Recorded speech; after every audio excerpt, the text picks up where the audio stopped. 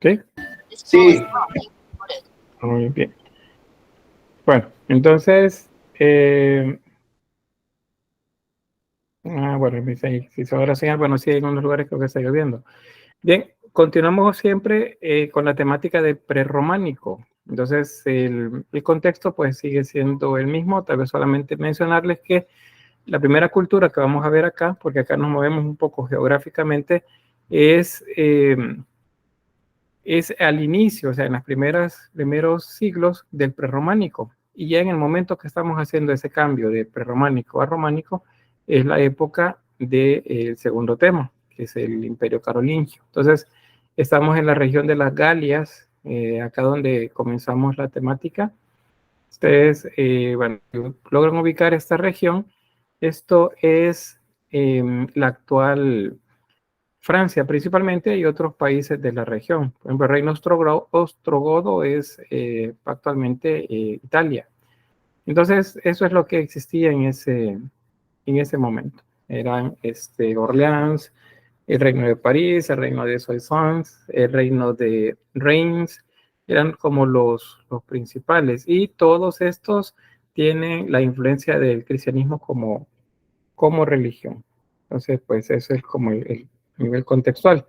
Acuérdense que siempre es esa etapa en la que hay una economía agraria primero y luego pasamos a la economía siempre agraria, pero a la que llamamos feudalismo. Siempre estamos en esos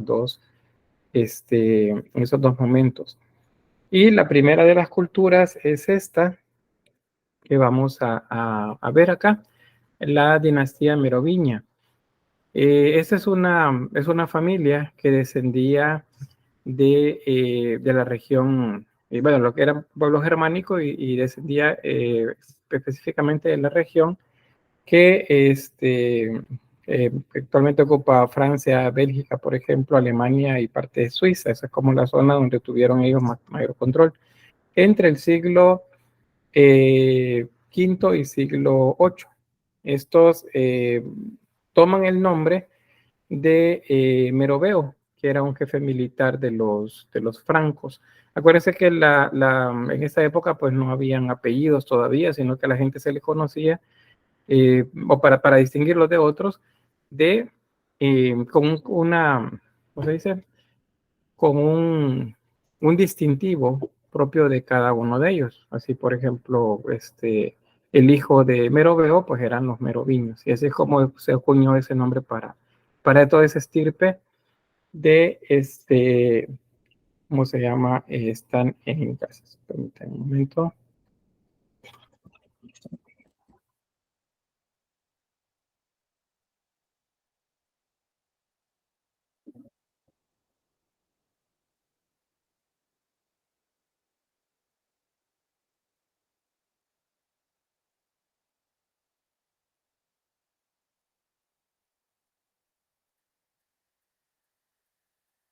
Muy bien.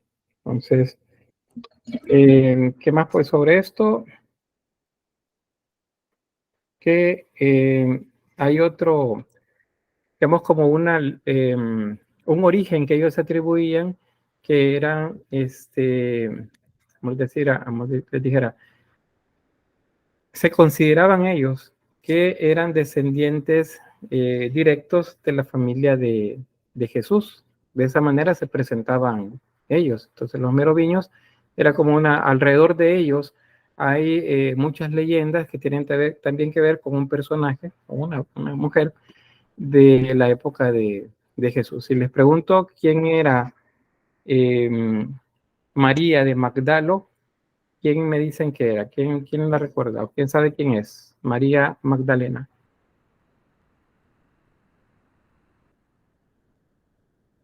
¿Alguna idea? Mm, Creo, bueno, me acuerdo que creo que ella había sido como una prostituta antes, algo así. No. ¿Sí? recuerdo que se habla como una discípula de Jesús. Sí, se nombra de esa manera. Acuérdense que ¿cómo se llama?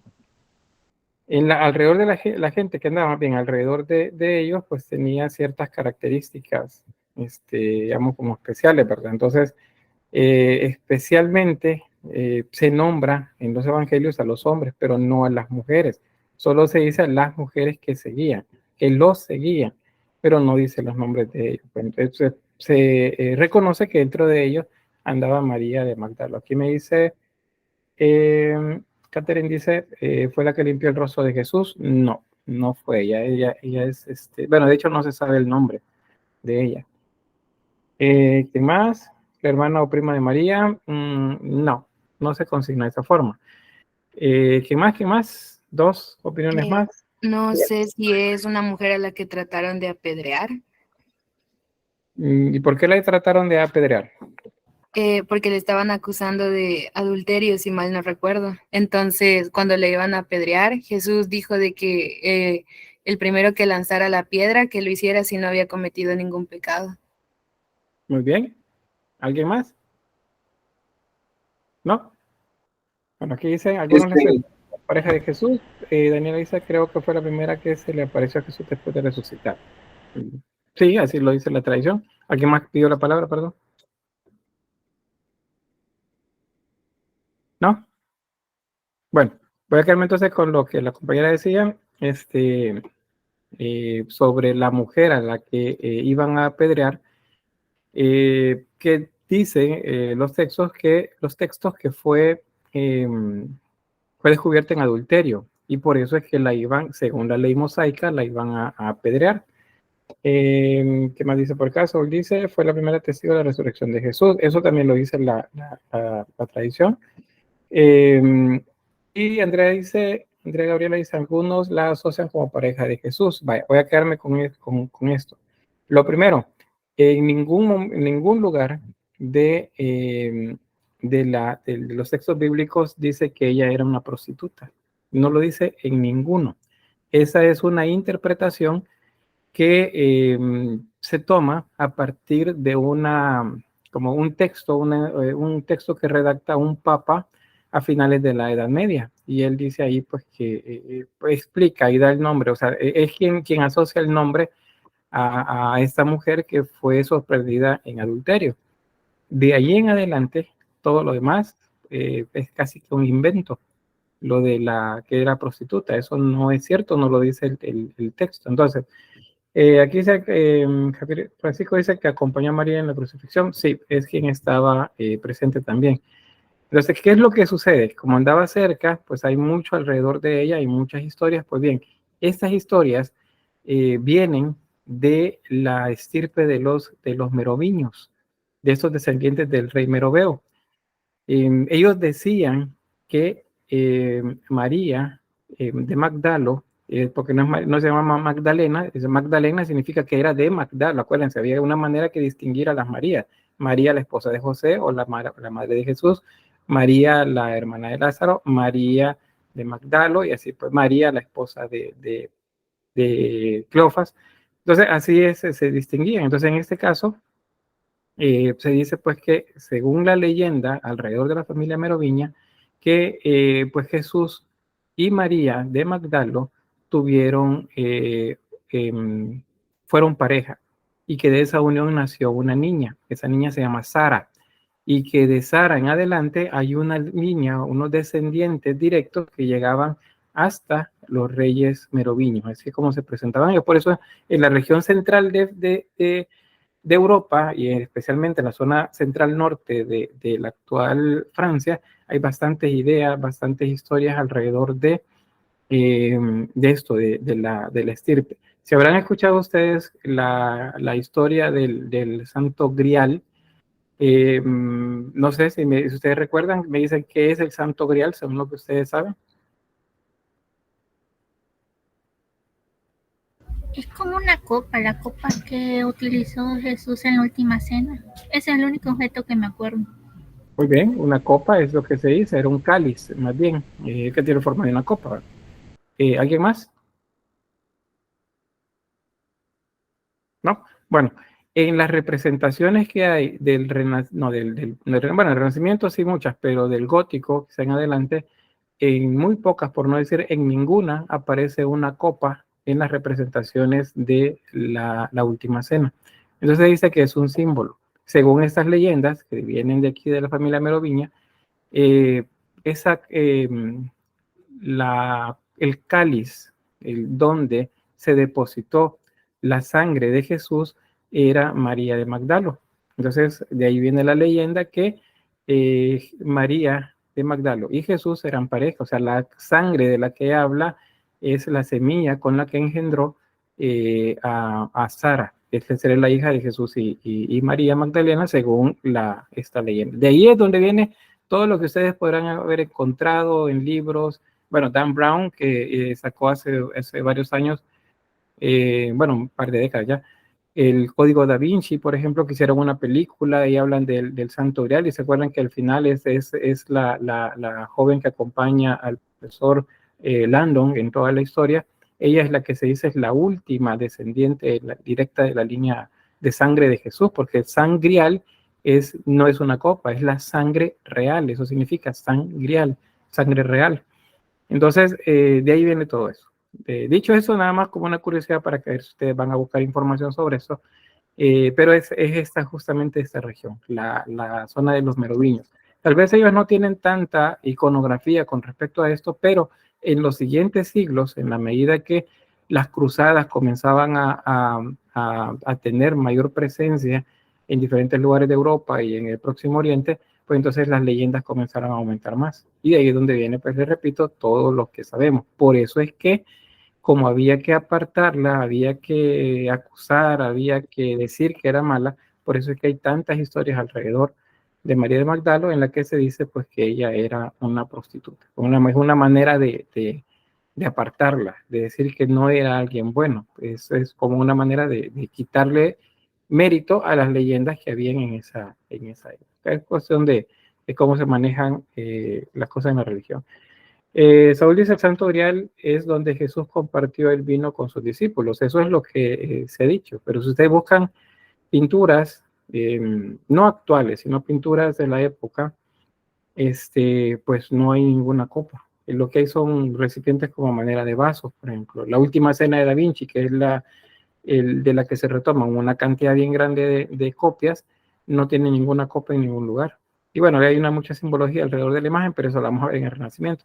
Pero pues eso era como la parte esta que les quería compartir. De ahí viene esto de la familia de los merovingios. ¿Qué más sobre ellos? Pues a pesar que no hay así como que grandes ejemplos que hayan sobrevivido el paso del tiempo de su arquitectura, pues sí, la historia los consigna como uno de los que comenzaron, digamos, como a ordenar un estilo propio en esa región a nivel artístico. En arquitectura, por ejemplo, pues ellos siguieron la línea arquitectónica que tenían en Roma, la basílica, la forma basilical para hacer los edificios públicos, en ese caso las iglesias, los palacios, igual los palacios que hacían los romanos, y retomaron pues también influencia de las regiones en las que venían sus antepasados. Ellos, acuérdense que todos esos pueblos eran migrantes que llegaron a establecerse en territorios romanos.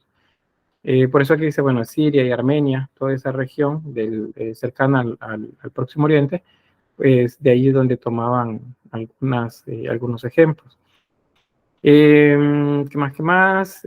Pues hay algunas que han sido reconstruidas a partir de lo que se ha encontrado, pero sucede que las siguientes culturas, por ejemplo el Imperio Carolingio, lo que hizo fue pues construir encima de los edificios que ya habían.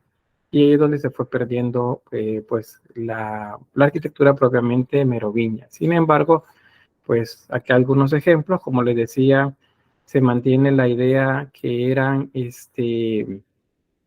basilicales. Vean, acuérdense también, esta región es más cercana a Bizancio, aunque no tiene influencia Bizancio en esta zona de manera directa, políticamente hablando o económicamente hablando, pero sí la religión pues pasaba para acá. Y las iglesias se hacían según esos modelos que había. Entonces, acá tenemos esta, por ejemplo, son planta basilical. Pueden ver ahí pues un pequeño pasillo nada más, divide la nave central de las naves laterales. Tenemos mosaicos en el piso, un ábside en el exterior, perdón, en el cabecero, y pues muchos ventanales. En este caso sí observen que hay ventanas más grandes. Son ventanas abocinadas, era para aprovechar más pues la cantidad de luz. Y pues los ojos de buey también, para iluminarlas. Acá es diferente a lo que veíamos en la región de la Hispania, que las iglesias eran más oscuras y la luz más controlada. Aquí no, hay más luz en las iglesias. Y tenemos un ábside, ¿vean? Con arquería.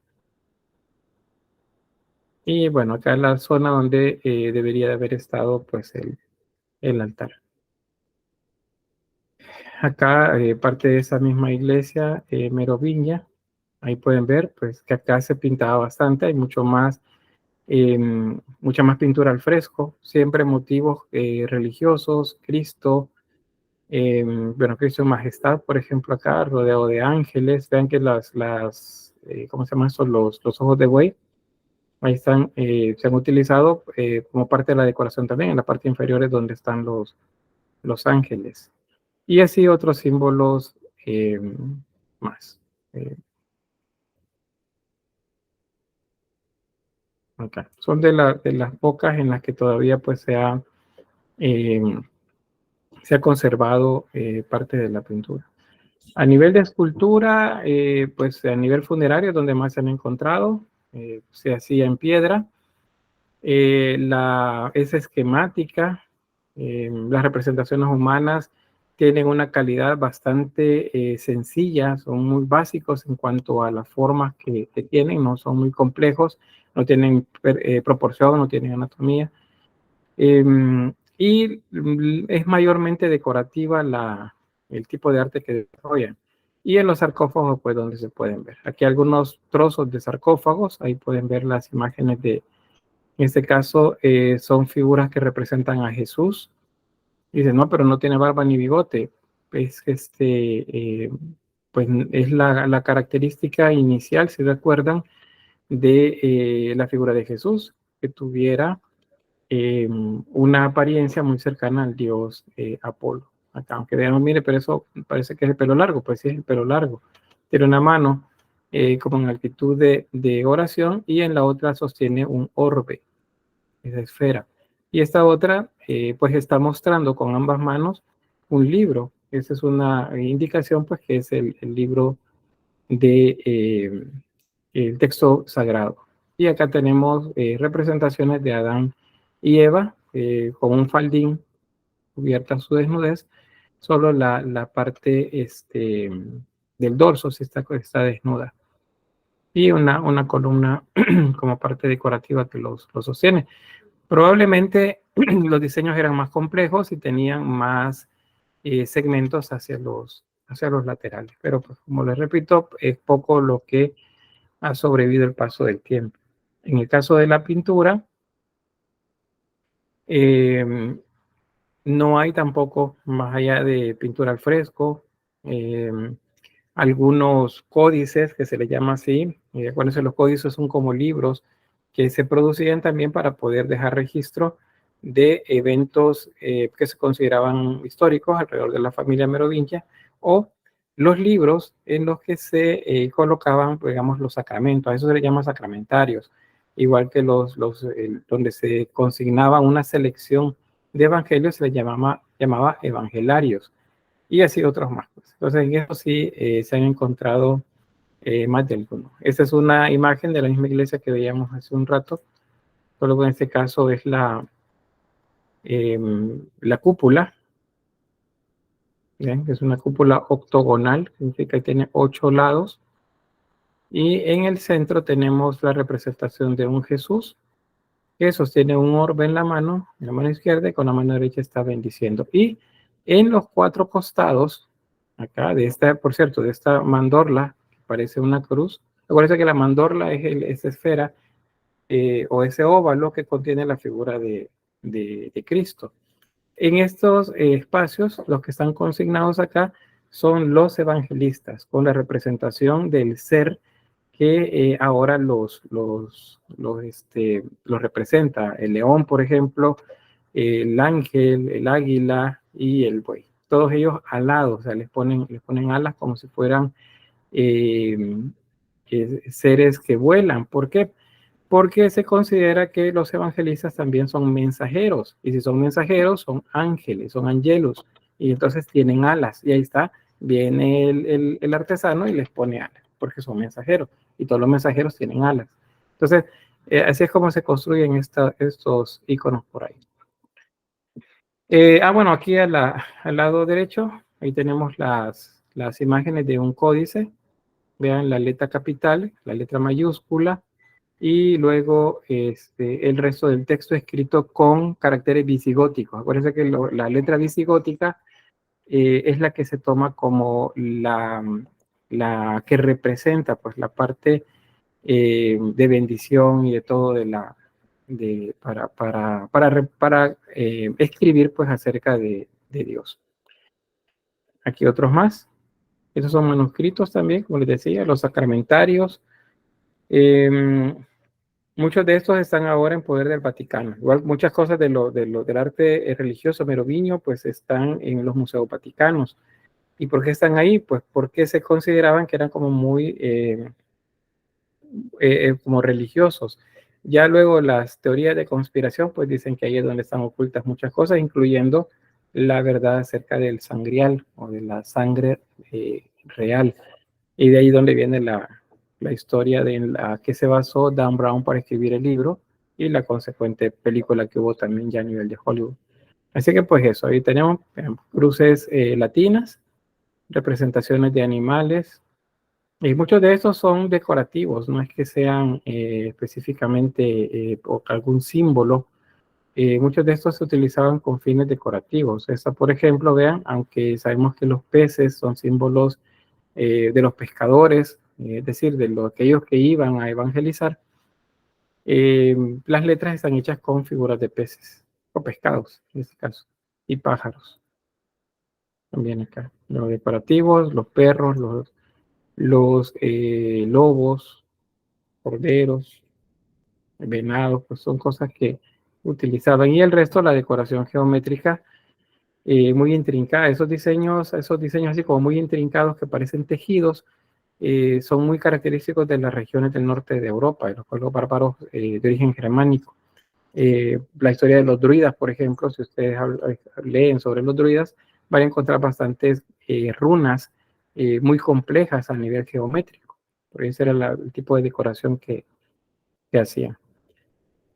Aquí otras más, letras emblema.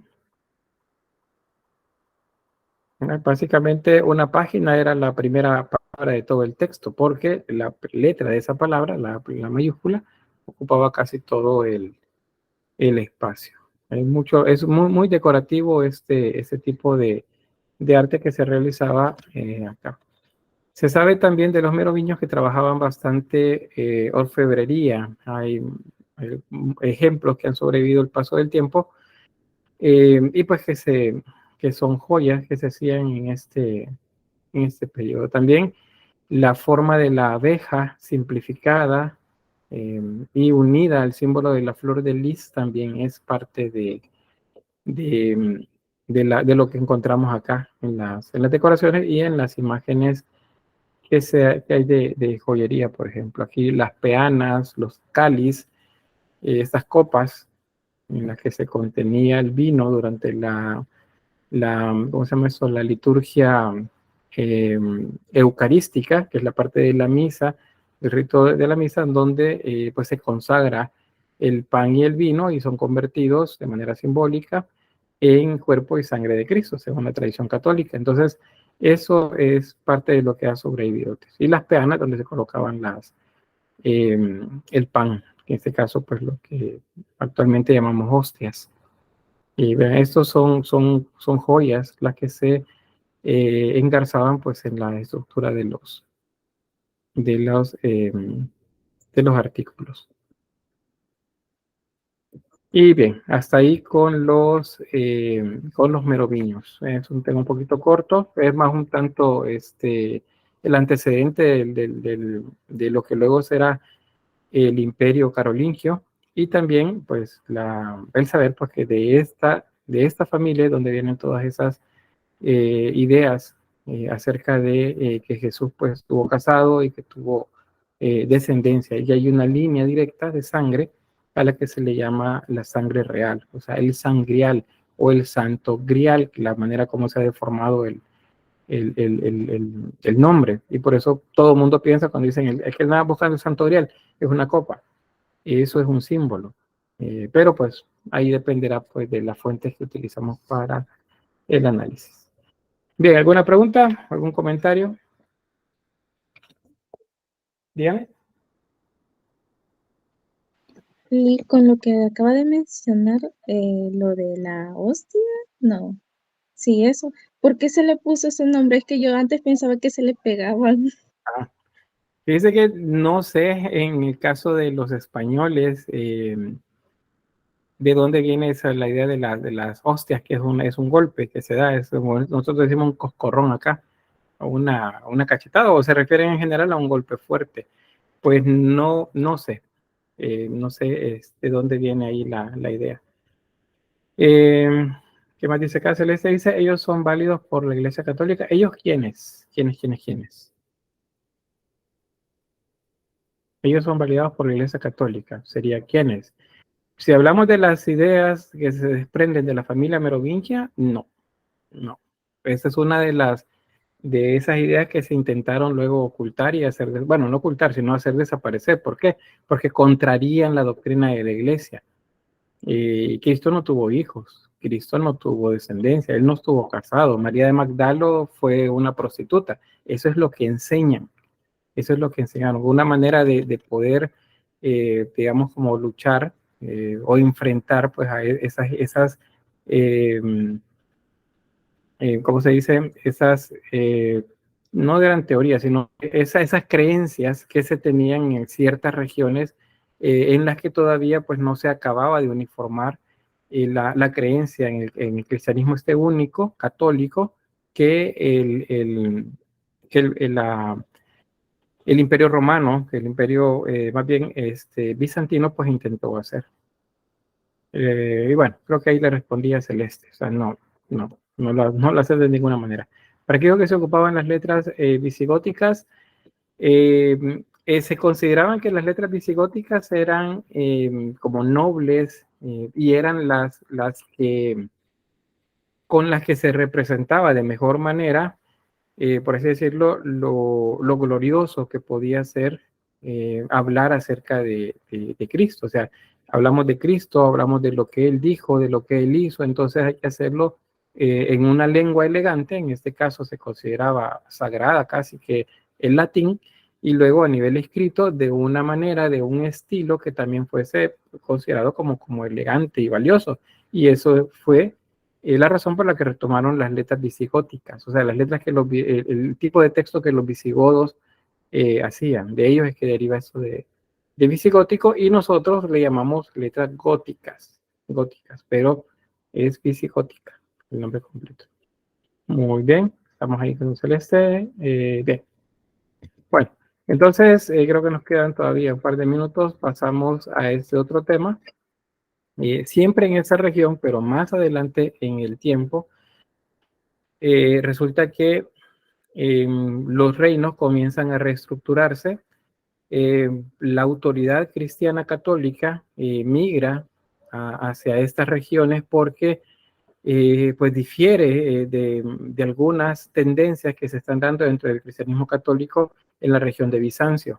Entonces, así como el Papa se enfrenta al Basileus y se separan básicamente. Habían estado trabajando durante varios siglos juntos, a la par, y juntos uniformaron, generaron pues una sola creencia, una sola tendencia del cristianismo católico, pero ahora no, ahora difieren de algunas cosas, especialmente quién manda, quién domina. Entonces, la autoridad pasa a esta región, y en esta región pues necesita quien le ayude a sostener, digamos, como el poder, pues acá. Entonces ahí es donde va juntando alianzas con reinos de esta región. El llamado Imperio Carolingio pues nace o tiene poder gracias a esto. Es una dinastía también, es decir, que es un grupo de líderes, pues no solamente es Carlos el Grande o Carlos Magno, Y ellos se consideraban que en esta región occidental ellos eran los descendientes directos de aquella gloria que Roma tuvo en su momento. Entonces, ellos comenzaron a retomar ese papel y se enfrentaban a todos aquellos pueblos que no habían sido cristianizados todavía. Entonces, ellos, como les decía, pues hacen estas alianzas con el papado y comienzan a defender a la religión en esta región y a buscar uniformar también las creencias y expandir territorio. Aquí es donde es la época ya en la que es producto también de las guerras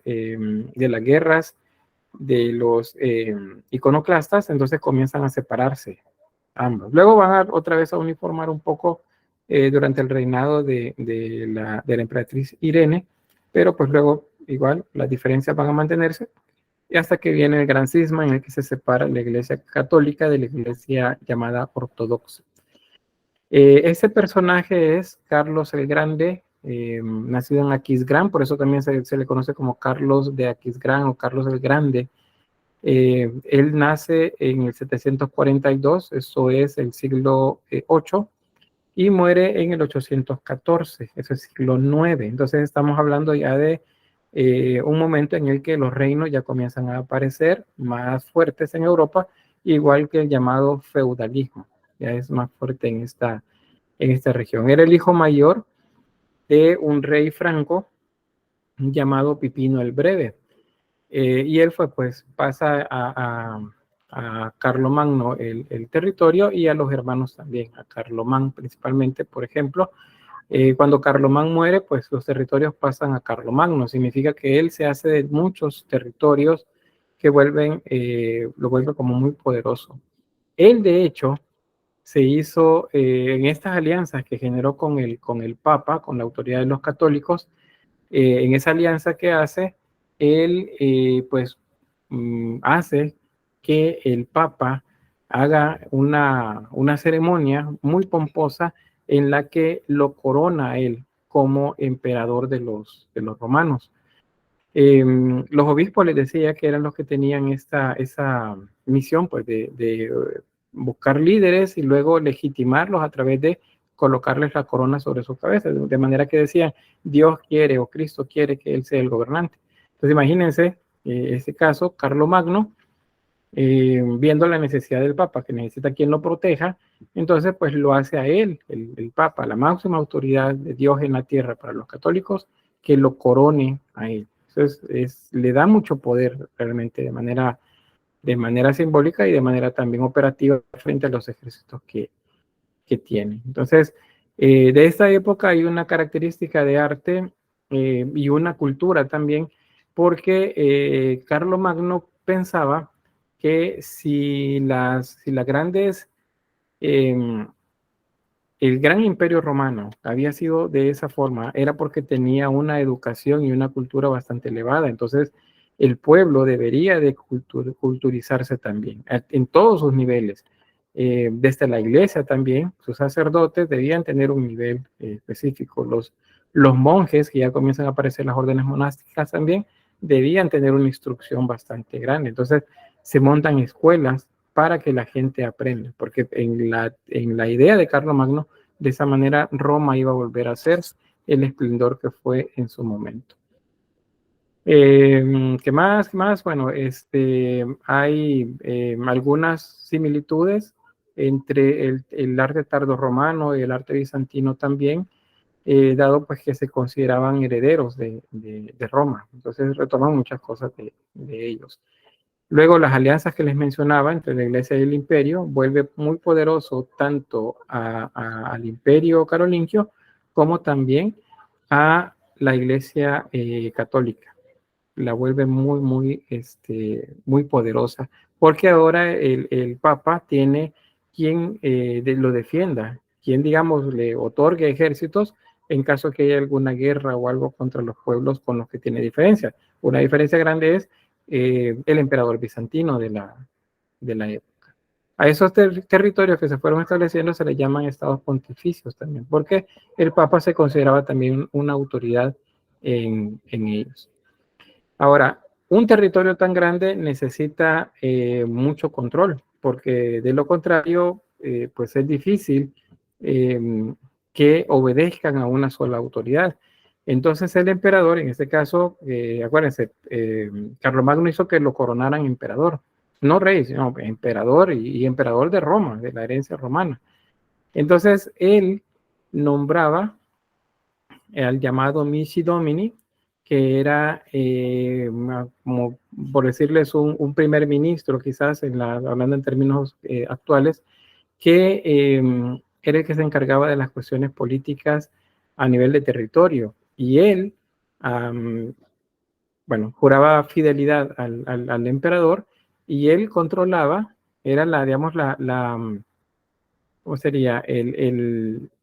Quien hacía las veces de intermediario con los nobles y con los obispos, porque ellos estaban en territorio.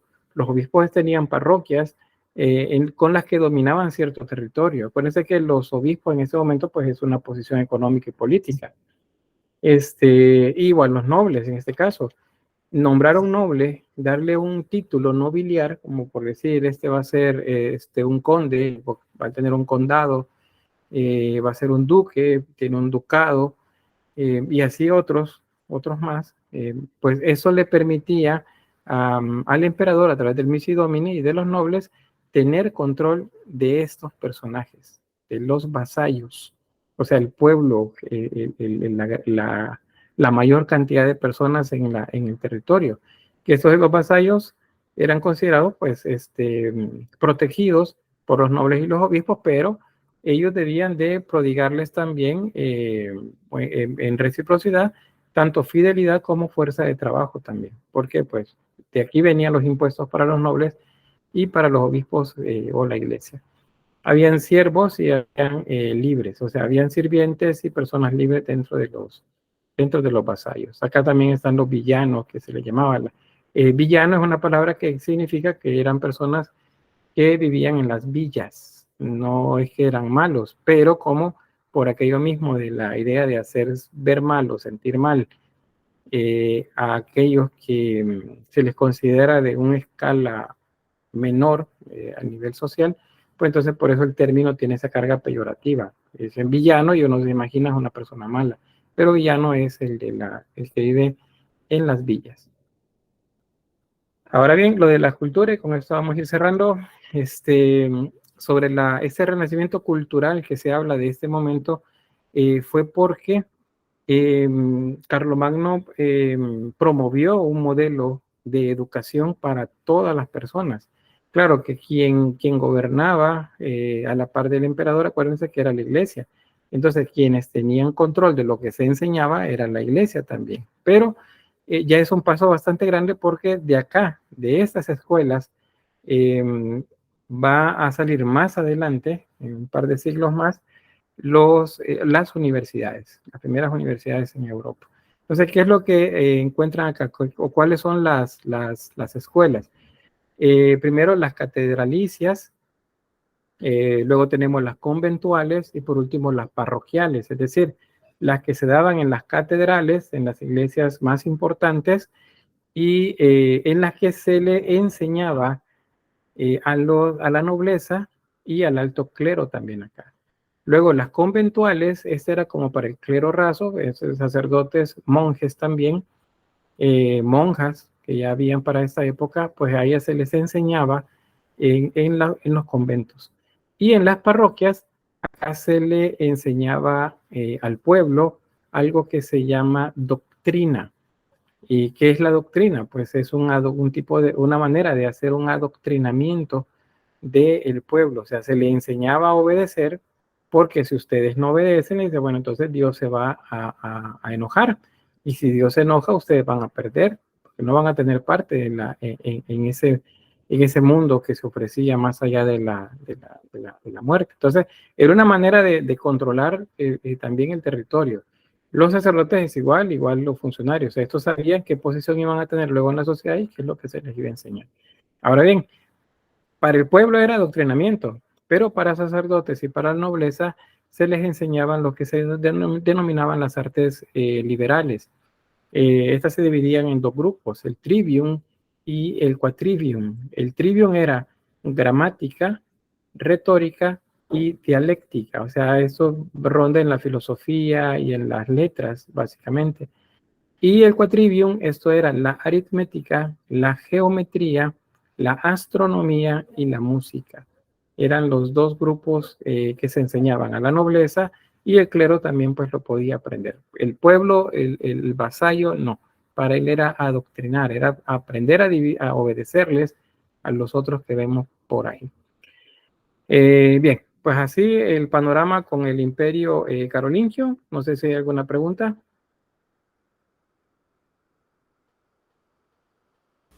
No. ¿Comentario? ¿No? Dígame. Sí, acerca de la enseñanza. Entonces se podría decir que las primeras como escuelas o las primeras enseñanzas eran más que todo para la gente de la religión, para sacerdotes y eso. Eso sí, sí, gramática, retórica y dialéctica, y luego aritmética, geometría, música y astronomía, sí, era para la nobleza, para ellos. Ellos eran los que aprendían a leer al final. A la gente, al pueblo, no es que le enseñaban a leer. Quizás más de alguno aprendía, de alguna manera, porque, a lo mejor por la cercanía con los que enseñaban, porque quienes enseñaban eran sacerdotes y monjes, pero al pueblo lo que se le enseña es doctrina. De hecho, las escuelas dominicales, bueno, en el catolicismo se le llama doctrina justamente a lo que se aprende para algunos de los ¿cómo se llaman? Esos sacramentos que se van obteniendo en la medida que va creciendo un niño, por ejemplo, dice, ¿de dónde va el niño? Va que el niño tiene que ir a doctrina. O sea, va a que lo adoctrinen, a que le enseñen a obedecer. Y digo obedecer porque hay que hacerle caso a lo que está consignado en los textos bíblicos, lo que dice Cristo, lo que dice Dios. A ellos se les enseña lo mismo también, no crean que no, a la nobleza y a los sacerdotes, porque hay que obedecerle al emperador y hay que obedecerle al Papa. Entonces se les enseña obediencia a todos. Es uno de los principios que se deben de seguir. Y de hecho ustedes actualmente, pues en su formación religiosa, seguro que es una de las cosas en las que les han de haber insistido mucho. Hay que ser obedientes, hay que obedecer a Dios. ¿Y qué dice Dios? Dice esto, esto y esto. ¿Y dónde está en la Biblia? Lea, hermano, tiene que leer. ¿Por qué? Porque no necesariamente está ahí, pero si le dicen a uno, lea, tiene que leer. Usted lo que pasa es que no lee. Por eso es que no es obediente, porque lo que buscan es obediencia. Eso es porque si no, no funciona la parte estructural pues, dentro de la iglesia. Bueno, ese fue un paréntesis nada más, a manera de opinión, pero pues eso viene de acá, del adoctrinamiento. Más adelante, siempre a partir de la misma enseñanza que los religiosos dan, van a aparecer, les decía, las primeras universidades. Y ahí nobleza y clero se juntan para aprender también. Y aparecen otras artes que van a enseñar también, otras disciplinas que hay que aprender. Teología, por ejemplo, bueno, filosofía, por ejemplo, hay que aprender y otras más acá. Y eso, pues, según vayan apareciendo las necesidades también dentro de la misma sociedad. Dice Celeste, aún se mantenían a base de conquistas o hacían comercio con otros reinos simpatizantes. Pues ambas cosas. Había que mantener las fronteras, y eso significaba pues tener ejércitos que lograran contener algún pueblo invasor, que sí habían todavía, y también pues ir anexando más territorios a los reinos del emperador. Y luego lo otro es el comercio, que también existía. Las rutas de comercio desde la época romana pues ya eran muy importantes para esta región. Bueno, de hecho desde antes, pero menciono Roma porque es el antecedente para la época medieval. Entonces eso ya estaba ahí. Eventualmente, a partir de ese modelo que Carlomagno va estableciendo, van a ir apareciendo núcleos poblacionales alrededor de las catedrales o de las basílicas un tanto más grandes. Van a ir apareciendo ciudades y esas ciudades van a traer mucho comercio. Entonces a esas ciudades se les va a llamar burgos. Eso las vamos a ver que aparecen en los siguientes siglos, estamos más o menos pues antes o en el contexto de pasamos del siglo IX al siglo X, van a ir apareciendo ferias, por ejemplo, y cuando hablamos de periodo gótico, las ferias son muy importantes y se desarrollan en las ciudades, porque para esa época ya habrán ciudades importantes. A esas ciudades se les denomina burgos. Y en los burgos, unos comerciantes que supieron hacer bien el negocio comenzaron a crecer más que otros y comenzaron a acaparar algunos productos y crecieron hasta convertirse en personas muy poderosas que van a tener por esa misma lucha de poder, conflictos con el señor feudal, con el rey y con la iglesia. Esos personajes que van a aparecer más adelante se les llama burgueses. Un burgués es el que vive en el burgo, pero particularmente se les decía así a los comerciantes. Pero pues ese es el siguiente escaño que vamos a ver aquí a nivel de sociedad. Bueno, acá en la pirámide, no le voy a quitar más tiempo, solamente mencionar pues que seguimos en castas, en un sistema de castas.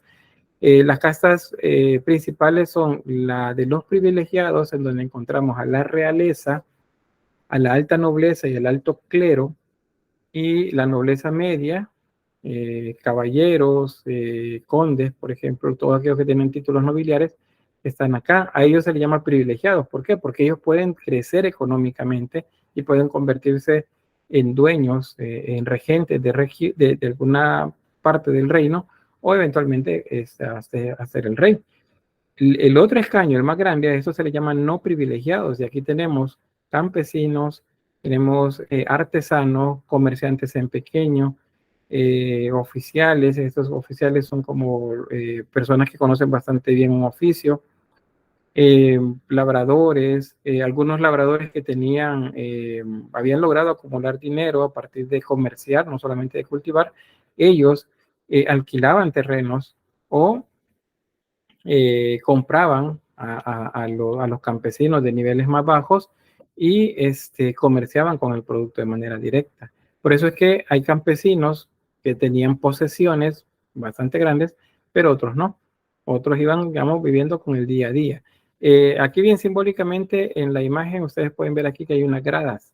Eso significa que un campesino raso, una persona de un origen bastante bajo, podía escalar a partir de su esfuerzo y convertirse en un comerciante, un campesino rico, por ejemplo. Pero nunca iba a dejar de ser un no privilegiado. O sea, él no iba a convertirse en un obispo, en un sacerdote o un rey, mucho menos, sino que siempre iba a estar en este escaño. Los reyes pasan su poder de generación a generación a sus hijos. En el caso del clero, los obispos, los sacerdotes, el papa, igual pasan a sus familiares, serían sobrinos, o a sus propios hijos les van pasando el poder, porque en esta época no existen todavía el sacerdocio para el cual hay como requisito el celibato. Eso no existe todavía, eso lo van a ubicar más adelante en el tiempo. En esta época no. Un sacerdote, un obispo, el papa puede tener familia, puede tener hijos. De hecho, a veces entre los nobles, cuando no había quien colocar, entre los nobles pues se elegía, bueno, vos vas a ser el obispo, al destruir a la escuela catedralicia, y cuando te formes, entonces vos vas a ser el siguiente obispo. Y así. De esa manera era como funcionaba la sociedad en este momento. Bien, vamos a quedarnos entonces por acá. Les agradezco pues la espera y voy a tener por acá la grabación.